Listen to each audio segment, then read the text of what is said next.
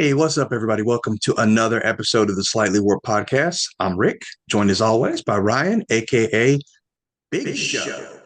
What's man? More like medium show today. Medium show, huh? Hey, Medium it's show. all good. It's all hey. All right, we're finishing the second half of our football talk. We talk sports year round, but we have a couple big podcasts that we dedicate to football, and we're gonna go over a couple things. Just like last week, though, I want to start off with college because I was impressed by Indiana. We talked Oh about yeah. it last week. I figured it would have been a much closer game. It I told wasn't. you. You were I told right. you. I told you Hats off Oregon to is you, not my as brother. good as you think they Hats off were to you. Nike University is a fraud. You heard it here first from someone this who year. actually likes Oregon. Yeah, this year. Yeah, I mean, I Maybe wouldn't next say they year. were. I wouldn't say they were fried. They were completely undefeated. The only two games they lost were We're to to Indiana. Indiana. They Okay, I just mean, Indiana but is just that much better I coached. mean, the first game was close though. I mean, 20-30. I mean, It was this 38 to was 20, just wasn't it? I thought it was 30-20 on the first game. I thought it was 38 to 20. But regardless, it was still two scores. Yeah, regardless, this game it And that seemed one like was they in were Oregon. right. Huh. I So here's didn't a see cool the stat Miami game. too. Hold on, here's a cool stat too about Indiana.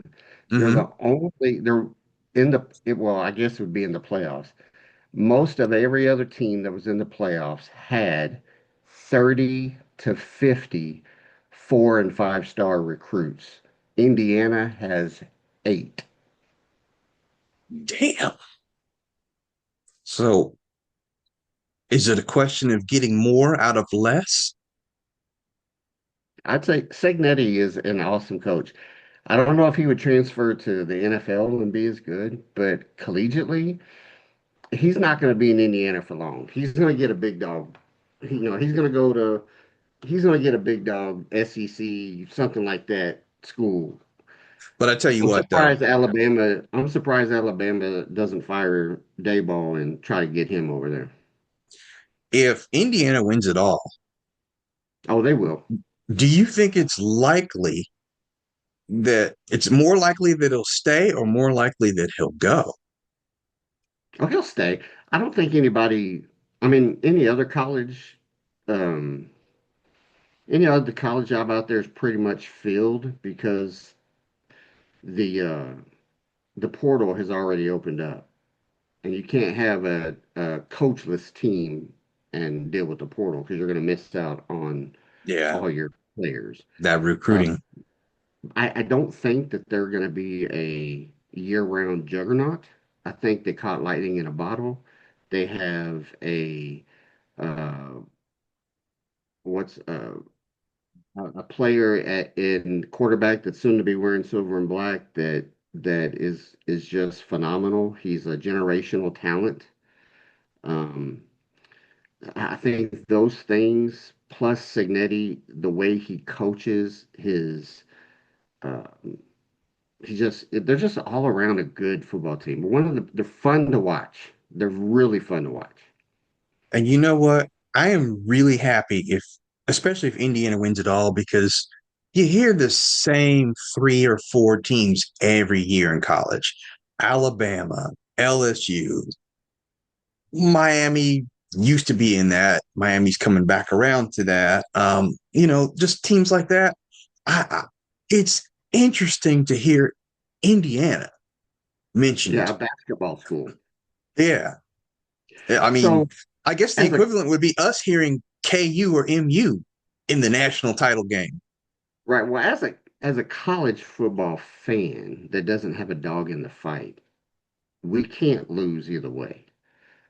You got Indiana on one side that's just, underdog coming out of nowhere, or you have Miami that wins and it's going to bring us back to our 90s, to our childhood, where they were the big dog, the powerhouse. I But do don't you think really want to see Michael Irvin on the sidelines looking like he's high on crack why not? if Miami wins? Why not? I don't care. I want the underdog to just like take it all, No, just I snatch it. definitely I'm just saying we can't lose no matter which way we go is all I'm saying. Yeah. I'm picking Indiana. I want Indiana to finish the job. Um, but we can't lose as fans, in my opinion, um, no matter how we look at it. No, And I I don't agree think that with you're you. going to see the powerhouses, i.e., Hmm. Alabama, LSU, those guys, Ohio States that have been in there. Georgia. They're going to be in the playoffs, but they're not going to dominate because the transfer portal, NIL money, it is, they can't compete when everybody else has open wallets as well. That's very true. I agree Another with you. I another believe real thing. Indiana is going to win it all. I think it's going to be a lot tougher than it was against Oregon.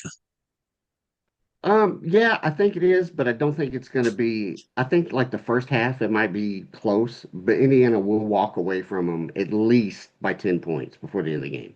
I'm calling it here. They're going to win at least by 10. Miami's good. Miami is not that good. Mm, I like your line of thinking. I So really if I do. had to tier it, Indiana is A plus. Miami is a solid B. Okay. I like that. They're very competitive, but they're not. Any given Sunday can't happen too. Don't get me wrong. If an injury happens, something like that, then all bets are off. But if everybody stays healthy, Indiana is just they're too powerful. I They're will say too this. powerful. If you're an Indiana lineman and you're listening to this podcast, you protect Fernando with your life. You understand me? Because we expect to draft him in April. You protect him with your life. Why, why, Okay. why are you worried about that? Don't you need somebody to protect him when he gets there? We'll get there. We'll get there. We need him first. If we ain't got nobody to protect, it's useless. Hey, also real quickly, while we're still talking college football, I did Mm-hmm. hear this on one of the shows that I listened to. Is right now it's a 12-team playoff, right? Yes. They are wanting to go to 16 teams next year, and they need two. Hold on, wait, I ain't done. Okay. Okay. They need two.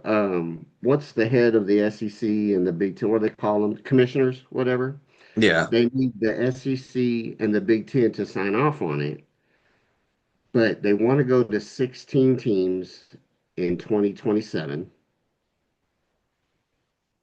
and the only thing that's holding it up is I don't remember if it's the Big Ten or the SEC saying it that said they will sign the 16 team agreement if they go to 24 teams within the Damn. next 5 years. That's why I made that face at first, because I'm like, somebody's gonna want more. And that's I too think, much. I think, I don't think it's too much when you have home games. I think and it wouldn't necessarily be, um, I mean, what 14 teams in the NFL, right? Yeah. Seven on each. 16 teams could work. I think 16. 24 might be a little bit too much unless you get rid of you get rid of the championship games. Well, that's what I was going to say. What if you use your championship games as the first round? But I mean, true, you could do that. I don't know how they're going to do it. I do think it's going to move up from 12 to 16. And I think that if it goes to 16, it will eventually go to 24. I do think 16 teams makes more sense. Yeah. Uh, because you missed out with Notre Dame. Uh, who were some of the other schools that missed the bubble that should have been in there besides JMU and Tulane? Um, There's a I'm couple thinking more. about a Nothing few. comes to mind. Maybe Georgia in there, something. Just but they need to have. I think there need to be more college home games versus just the first week Yeah. because Um, as fun as it is to see Alabama. go into Oklahoma and win. It really sucked to see Oklahoma or Alabama fly to Los Angeles to get their ass whooped by Indiana. Yeah, that's true.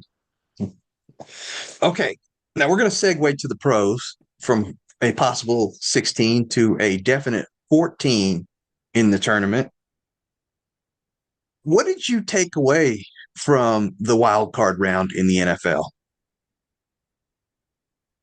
I'm going to tell There, you I there had is two not takeaways. a okay. You asked me and then you're not gonna let me answer. No, I'm going to let you answer. I'm just telling you I had two takeaways. I'm going to see if yours is Well, matches any of mine. my first one is there is not a clear cut powerhouse in any conference this year. The playoffs are completely wide open. That's where I was going. Yep. That's my first one. And my second one is Josh uh, better win this year That's my without second one. Lamar, without Patrick, Patrick, without Joe. Joe. I mean, come on now. Uh, he's got to It do it, is. and It has never he's been as gonna wide have open.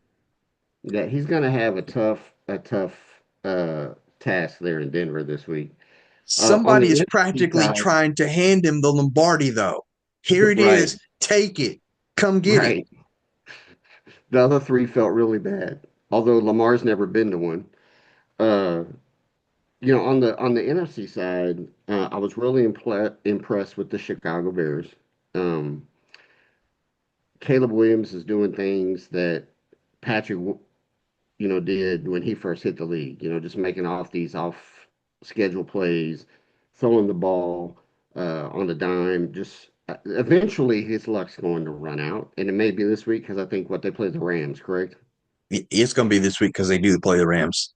The only thing that I give Bears a slight edge is that it's in Chicago, and the Rams barely beat the Panthers at Panthers. So I don't think it's a True. clear cut. I don't think True. it's a clear cut type of victory. I think the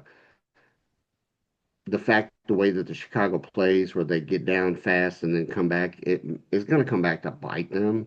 Although I'm rooting for them. I don't want to see Seattle in there. I don't want to see who's Seattle playing? I don't even know who they're playing. See, Seattle plays. San Francisco. I don't want to see Yes, those two in there. I don't want to see LA in there. I would like to see Chicago, Buffalo, Super Bowl. I think that'd be a fun matchup. I think the Rams and the Bills would be a fun matchup too, though. I don't want to see the Rams in there. I just don't. The Rams, their uniforms are ugly. I just don't want to see them. I Are don't they like ugly Matt because they're the same color as the Chargers jerseys, No, blue and yellow? I don't like Matt Stafford. I think the only guy I like on their team is Puka Nakua, and the only reason why I like him is because I like the way his name sounds. Um, although he's a damn good wide receiver, Devontae doesn't need a Super Bowl. Matt Stafford always got one. Yeah, I think it would be fun to the way Chicago's head coach is. He's just that brash. Fucked Green Bay, how he said it in the locker room after the game. I think it would be fun. I think it would be a fun game. I I think you're think right. I think football wise, it would be more challenging for Josh to play St. Louis or play Los Angeles. Yeah. But I think for just a fun overall, the 2 week experience of the Super Bowl, all the side stories and all that stuff, I think Chicago would be a fun. Now I'm gonna Um, put this out here for you. What if it okay. was the Bills and the Seahawks? To be honest, I haven't watched a whole lot of Seahawk football, but you cannot convince me that their journeyman quarterback that's playing for them is that good. Oh, I agree. Speaking of quarterbacks, not that good, and we'll get back to upcoming games, but I want to go back to this past weekend. Hmm. I've said it for the last 3 years on this podcast. Will somebody Hmm. please believe me? Justin Herbert is not that good. Justin He's Herbert not. is Justin Herbert is that good He can't physical. he can't go against the blitz. Let me If let me you let me blitz him, you rattle him. let me, let me finish, homie. You Okay. blitz any quarterback, you rattle him. Any quarterback you blitz him, you rattle him. Name me one that doesn't get rattled. Exactly. Now, I my thing, I would say your quarterback to he some does stay extent. rattled. That's what. Look at that. Look at the Super Bowl. True, I'll give you that. That But one and Tampa Super Bowl. the Philly one more so than Tampa. I think that They line both got blitzed him exposed. 92% of the time. It doesn't matter. He got blitzed. His line didn't protect Yeah, him. That's the same thing that happened to Herbert. His line did not protect him. but I still wouldn't put Herbert up there with Mahomes. No, not at all. No, no, no, no, no. Okay, okay. I'm not saying that at all. Herbert has all the talents of a quarterback you want. I believe he's in the wrong system, and I believe he has the wrong coach. So I believe basically, you just said that Herbert is Sam Darnold. I think Sam Darnold is better, actually. Okay, I, But I like where you're going with that. Herbert is better gifted. I can see that as well. He Darnold has more has it. upside. Herbert, Darnold I has will. it. Darnold has it between the ears more than Herbert has it between the ears. Yeah, and I will also admit that Herbert was a little banged up going into the game. If Herbert had a quarterback whisperer, i.e., a Sean McVay, even a hell of Sean Payton, if Herbert played for the Broncos, we'd be having a different conversation. Because Herbert and Bo True. Nix are the same player. I can see that as well. Speaking of the Broncos, I know they play the Bills.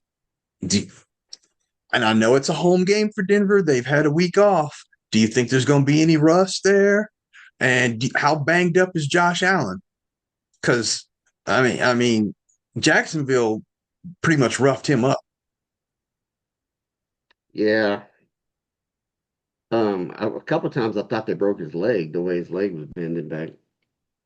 Uh, the rest versus rust type of crap. I don't know. I mean, I think they might start off with a bunch of energy. Do you think that Denver? If Denver stops Buffalo's rushing attack, like Jacksonville stopped Buffalo's rushing attack, Denver will win. Because I don't think Buffalo will have enough to overcome it. But if they're able to establish a running game, I think Josh will be just fine. The For team Josh's that sake, I Josh hope they has to can do that. worry about, the team that Josh really has to worry about is that damn Houston Texans defense if he plays them. I don't know Yes, if there is a team that can beat that defense. I don't know if there's a quarterback playing right now that can beat that defense that's playing in the playoffs left on either conference. they pretty much handled Pittsburgh. I know that's for damn sure. Um, Man, and if Aaron Rodgers doesn't come back, his final pass was a pick six. Mm. I don't think he's coming back. And I don't think the pick six even is going to even be a blip on his radar as to a decision. I don't think he gives a crap Now, when it comes to that.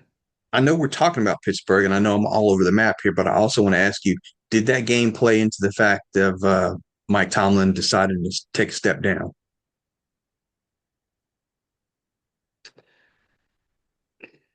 I think, yeah, I think so. Because I don't think he has another rebuild in him, in my opinion. I also think that it was probably more of a mutual decision. Like, we're going to let you go, Mr. Tomlin, but we're going to give you the respect to say that it was your decision to leave, Yeah, I type of I thing. can agree with that.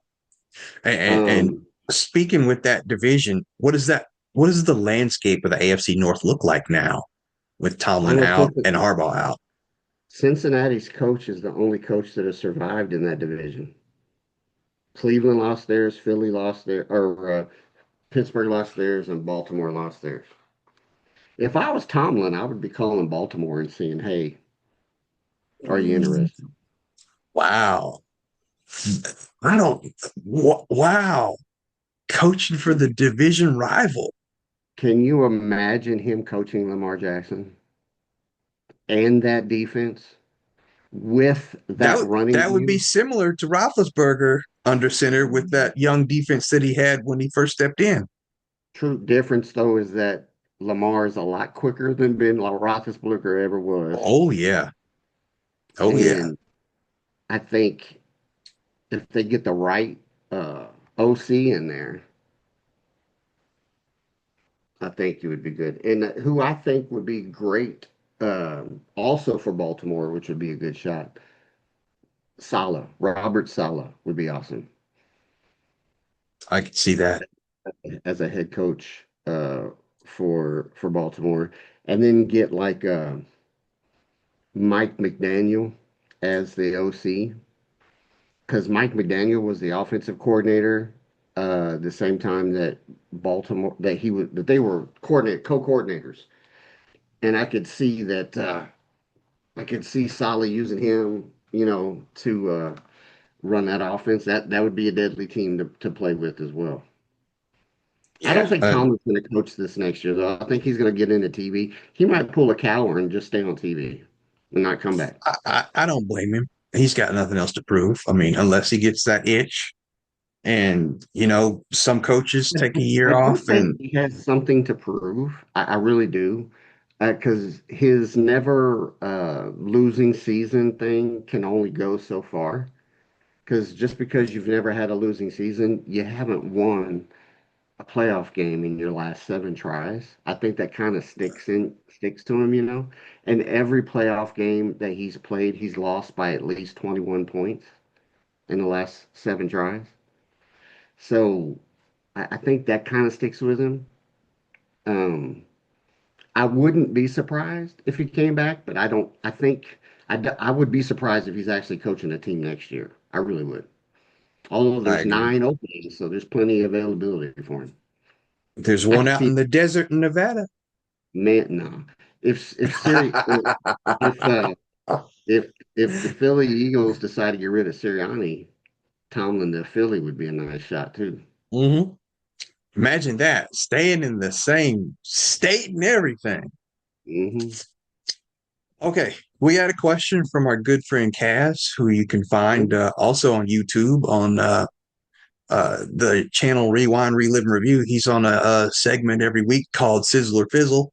And he asked us about the kickers and the kicking game. And he had a very interesting point. Kickers are kicking a lot farther now.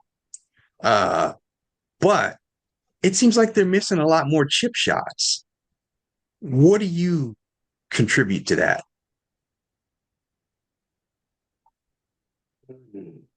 The I think part of it, the further kicking thing, I think has to do with the K balls that they use. Because it's not the regular game ball. Um, I did do some research because he asked about, the UFL, do they use the K balls as well? And they also do as well. I think, because he was talking about the Lions kicker, I think it is, that played for the St. Louis Battlehawks, I think is Yeah. the name of their team. And he was just destroying the football in the UFL, and then the Lions picked him up, and he didn't do very good this year. Um, I think the pressure's different for those players going from the UFL to the NFL might play a part in it. Hey, real quick before you continue, I want to just let everybody know what the difference is for anybody that might want to know what the K ball is. And a K ball, the only difference it is from the regular NFL ball, refs don't hold on to it. The kickers are allowed to possess it. They can condition it. They're softer, they're broken in, and they provide better compression off the foot, giving specialists more power and control and a significant shift from the stiff new balls that were previously used. And that's the big difference between the regular balls and the K balls. So yes, they're on the sidelines. You see them kicking it. They usually carry it with them. It's their ball, depending on which team has the kicker coming in. So they are allowed to. You'll see them on the sidelines as the team is marching down and they're kicking on the net, kicking at the net, trying to just practice with it. That's the same ball they're going to throw in. Anyway, that's the big difference between the K ball and the regular ball. So you were saying about the what you think contributes to this trend, Yeah, I think so to that's speak. part of it. I think some of the pressure is a little bit different. Also, I mean, other than that, I really don't have an educated opinion on it. I think the kicking game is overrated in my personal opinion. If they got rid of field goals altogether in the game, I would not be upset. Wow, you trying to make them go for two all the time. I'm just saying. I mean, I or mean, it would be a little more exciting. maybe go back to drop kicking the ball for field goals versus. I wouldn't mind seeing that. I think Hey, also too brownie is that points if you can tell me who the last guy to drop kick a football was in the Doug NFL. Doug Flutie. Okay, you got it. Um, you forget who you're talking to. I remember now. Uh, the I also think too is that the kickers are so um, what's the word I'm looking for? Hell bent on making the longer kicks. They don't practice the shorter kicks enough, and those are the kicks that you see missed more. The 20s, the 30s, the extra points. It's something that maybe lack of repetition, lack of practice. If you go to a pregame NFL game, you're seeing the kickers start at the 45 and walk their way back 10 yards before pregame to see how far they got. They're not practicing the 15, the 10s, the 25-yard field goals. They're not practicing those. They're not practicing extra points before the game. I So I think I think that's also part of it. I know I used an analogy when we talked to Kaz. I likened it to the NBA players, the guy that's always dunking or the guy that hits the threes all the time. They can't do a layup to save their life. They Yeah, miss the fundamentals. yeah. Okay, real quick as we wind down, a couple things I want to remind everybody of. Next week, we are talking sneakerheads, shoe culture, and collecting, and we're going to have a special guest in. Kevin Manning is going to join us, and we're going to talk about the sneaker game and how things have changed from way back when up until now. So be sure and join us for that. And also, I really want to thank everybody who watches us on YouTube. And if you listen on your favorite podcast feed, we're just about everywhere now. Special reminder today to everybody who's on Spotify. Thank you very much for listening on Spotify. Um, show here Yes, are the sir. games, and we touched on them, but we're going to go through them just for pick's sake. Bills at the Okay. Broncos on Saturday. That's the first game. Well, are we picking college too or no? Well, I think we both are going with Indiana, so I think that's a That's foregone very nice. conclusion. Just want to make sure that that's in the record book.